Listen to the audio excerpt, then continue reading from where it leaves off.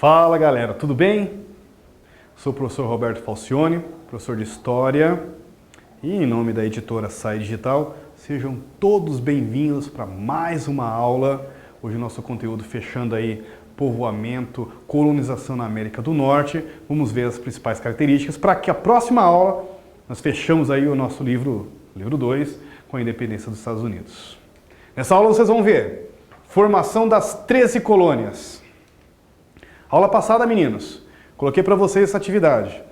As chamadas revoluções inglesas transcorridas entre 1640 e 1688 tiveram como resultados imediatos. Vou deixar para vocês responderem aqui, um minutinho. Letra A, B, C, D ou E.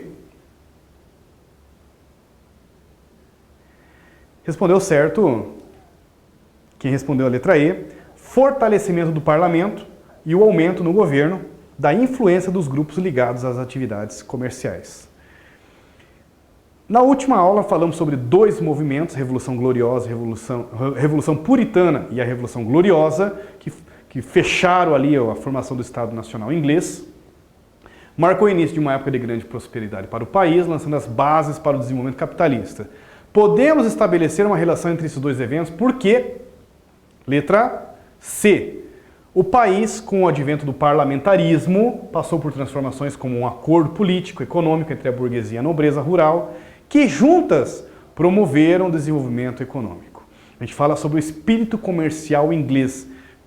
Isso é muito importante para nós entendermos por que a Revolução Industrial aconteceu na Inglaterra e por que não em um outro país. Nós colocamos como as condições favoráveis para o desenvolvimento da Revolução Industrial na Inglaterra. Ah, mas e a famosa máquina a vapor James Watt? Não, mas a França, a Alemanha também tinha vários níveis de tecnologias industriais que poderiam atender também.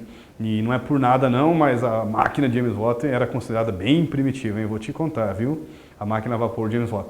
Ah, mas então por que essas condições favoráveis? Espírito comercial burguês na política, que estimula o comércio, que estimula o desenvolvimento, que investe, inclusive, que favorece a indústria, tem todas umas condições favoráveis, privilegiadas, inclusive até a esquadra, a história marítima inglesa e também a posição geográfica favorável para a venda do comércio ultramarino, né? Tudo isso interfere sim. Formação das 13 colônias na América do Norte, páginas 701, 702, meninos. Vocês podem acompanhar no livro. Pausem qualquer coisa a aula, façam uma leitura com calma, voltem aqui. Antes de nós fazermos essa leitura, deixa eu dar uma rápida aqui com vocês. Então nós temos um momento muito marcante da formação, do povoamento inglês na América do Norte, né, no caso dos Estados Unidos. Nós estamos falando da formação dos Estados Unidos. Primeiro, o famoso navio Mayflower, né, com seus 100 e poucos puritanos, são evangélicos, são protestantes, que estão saindo da Inglaterra em busca de uma nova sociedade, uma nova oportunidade. Então tentando fugir das guerras religiosas entre entre protestantes e católicos. Então esse é um dos motivos, primeiro motivo. Segundo, a Inglaterra, por causa de estar numa linha industrial, né, voltada para o comércio marítimo, não focou na colonização de exploração na América do Norte, nos Estados Unidos, como Portugal fez com o Brasil, que focou no desenvolvimento da exploração, no plantio e tudo mais desde o início, né? Então a Inglaterra não teve esse cuidado, não teve essa preocupação. Terceiro, não se encontrou metais preciosos na região dos Estados Unidos. Isso também ajudou a que a Inglaterra não tivesse interesse em fazer um sistema de colonização, de exploração.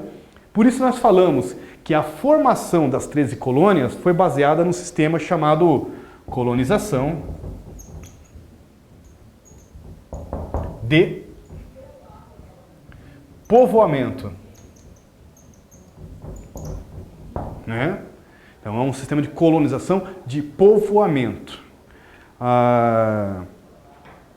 Diferente da colonização do Brasil, que foi baseado no sistema de colonização de exploração, sempre voltada a explorar.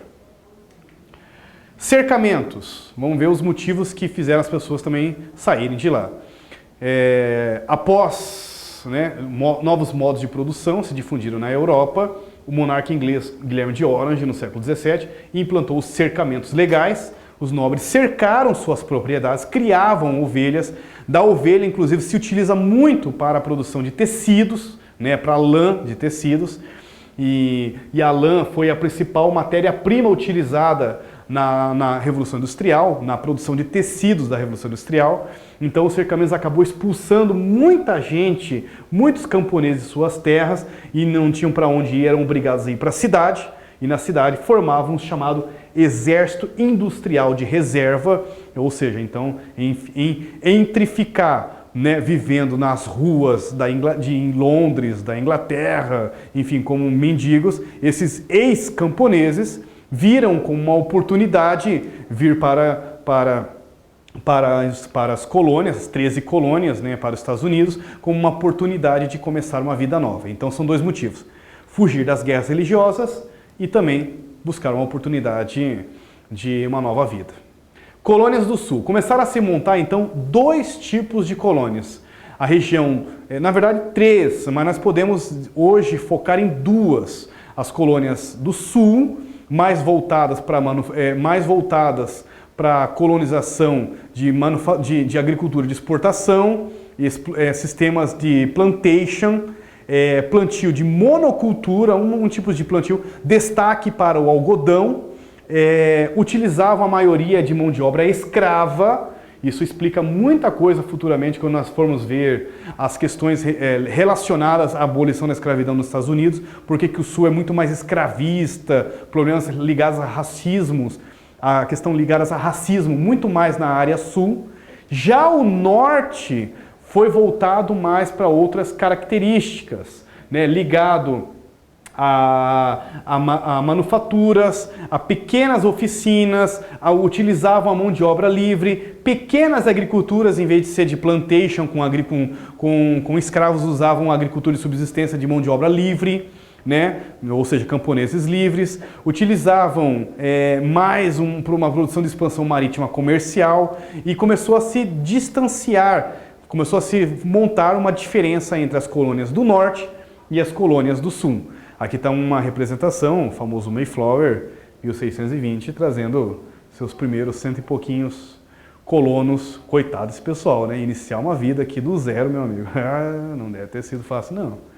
Comércio triangular, tanto o Norte quanto o Sul, eles montam uma espécie de triângulo comercial, baseado também no Pacto Colonial, mas os Estados Unidos sempre, as 13 colônias, sempre se organizaram com uma certa independência monetária, uma independência comercial. Os Estados Unidos, a Inglaterra, desculpe, por causa de estar naquela esteira de Revolução Industrial, comércio ultramarítimo, não teve aquela preocupação, e por ser uma colonização de povoamento e não de exploração, deu certa liberdade comercial para os colonos das 13 colônias, né? Para os colonos puritanos, para os colonos que vieram para os Estados Unidos, para futuros Estados Unidos ainda, né? Essa liberdade se justifica por várias maneiras, mas inclusive também pela ausência, pelo menos inicial, né, de metais preciosos nos Estados Unidos, com que a Inglaterra focasse e explorasse, então não via com tantos olhos. Depois, como diz o outro, depois da Guerra dos 7 Anos, a Inglaterra quis voltar atrás, aí já era tarde, aí nós vamos ver nos próximos capítulos. Não percam, independência dos Estados Unidos. Vida nas colônias, página 703. Independentes entre si, mas relativamente independentes da metrópole. As 13 colônias tinham peculiaridades, né, sociais e econômicas. Mas é possível traçar um padrão, né? Haviam famílias onde o papel do pai e do marido era uma espécie de um centro de poder. Famílias grandes, de 7, 8 filhos, né? A educação, por eles serem evangélicos, protestantes, era muito importante na prática religiosa para aprenderem a ler, desde pequeno aprender a ler e escrever. Então, é uma espécie de um padrão religioso, um padrão familiar social nos Estados Unidos, nas 13 colônias. Para a aula que vem, meninos, Vou trazer para vocês aqui 2 atividades. Leis britânicas acirraram as divergências entre colônias americanas e a coroa inglesa, provocando a luta pela independência. Dentre os objetivos dessa lei, destacam-se: leem com calma, próxima aula nós corrigimos juntos, e leis afirmativas a seguir. Tem 1, 2, 3, pausem nosso vídeo, está falando sobre as regiões da América, está falando sobre a religião católica e essas guerras de religião, né, entre as guerras religiosas, essa interferência, inclusive, espanhol aqui nos domínios indígenas americanos. Na afirmativa 1, fala sobre a conquista e a colonização europeia na América do Norte, né, de que maneira, como que eles vieram, quem veio para cá. Respondam. Próxima aula nós vamos fazer a correção juntos. Espero que vocês tenham gostado e desejo de coração bons estudos para vocês. Foco, força, fé. Até a próxima. Valeu, pessoal. Obrigado.